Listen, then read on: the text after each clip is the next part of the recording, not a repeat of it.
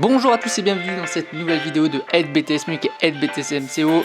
Bienvenue dans cette vidéo. Aujourd'hui on va voir une notion à retenir pour réussir vos dossiers de PDUC et d'ACRC, pour les préparer et surtout pour préparer vos euros. Allez, c'est parti, n'oubliez pas de vous abonner et d'aller sur notre espace membre pour avoir accès à toutes ces fiches de révision.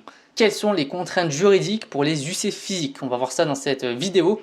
Alors, déjà une première contrainte, c'est au niveau de l'hygiène. On a des réglementations à respecter, des lois à respecter. C'est le cas par exemple des denrées qui sont périssables. Donc on a des DLUE à respecter. On a, si on fait du commerce de bouche, on a des laboratoires qui doivent être protégés, où il y a des règles sanitaires à respecter, il y a des relevés de température à respecter. Donc ça, c'est toutes les contraintes juridiques qui sont de l'ordre de l'hygiène. Pour sécuriser à la fois principalement le client qu'il n'y ait pas d'intoxication. Vous avez la sécurité, donc la sécurité d'abord des clients, faire en sorte que quand ils font leurs courses, ils finissent pas à l'hôpital à la fin de leurs courses, et également les collaborateurs pour qu'ils travaillent. Donc il y a un certain entretien, la partie maintenance et entretien des locaux est importante. Après vous avez les issues de secours, les défibrillateurs, tout ce qu'on peut retrouver de l'ordre de la sécurité, à la fois incendie, mais sécurité au travail, sécurité pour éviter que le client il se blesse.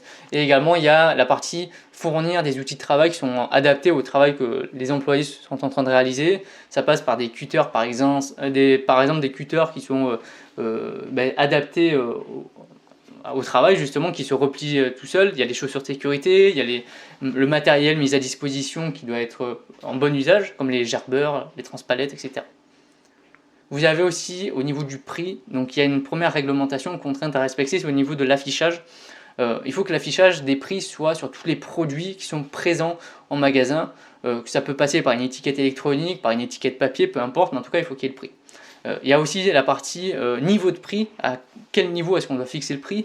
On a le seuil de revente à perte qui a été revu récemment justement avec la loi Egalim. Justement, on ne peut pas vendre un prix en dessous du prix d'achat auquel il nous a coûté, et maintenant on a en plus une marge supplémentaire à rajouter, puisque c'est de l'ordre de 110% du prix de revient.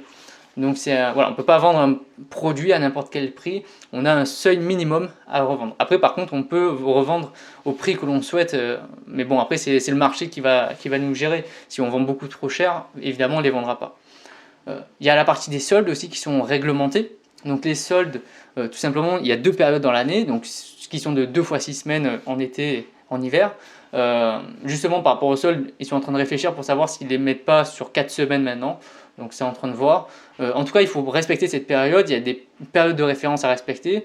Et au niveau du prix qui va être soldé, il faut que le prix de référence qui est soldé, ce soit le dernier prix le plus bas qui a été constaté depuis les 30 jours. Parce que qu'est-ce qui se passe? Il y a beaucoup de personnes qui, quand ils voient les soldes, ils vont augmenter virtuellement les prix, de passer de 50 à 60 euros pour faire une réduction sur 60 euros et pas sur 50 euros, et pour qu'on a l'impression que ce soit une grosse remise alors qu'en fait ils ont augmenté le prix avant. Donc ça c'est totalement interdit. Il faut que le prix de référence soit celui qui est constaté le plus bas depuis les 30 derniers jours.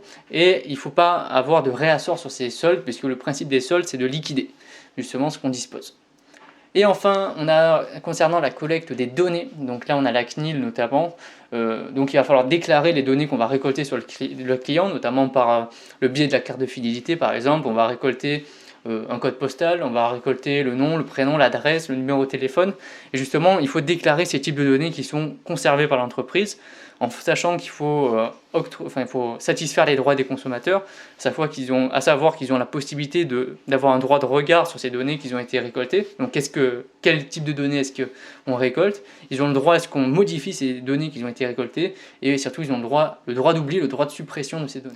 Merci d'avoir suivi cette vidéo. Avant de partir, n'oublie pas d'aller voir les précédentes vidéos sur la chaîne, de t'abonner et de venir nous rejoindre sur notre espace membre pour avoir accès à toutes les fiches de révision justement pour cette série préparatoire d'ACRC et de PDUC. On se retrouve très bientôt pour une nouvelle vidéo. Allez, bye, à bientôt.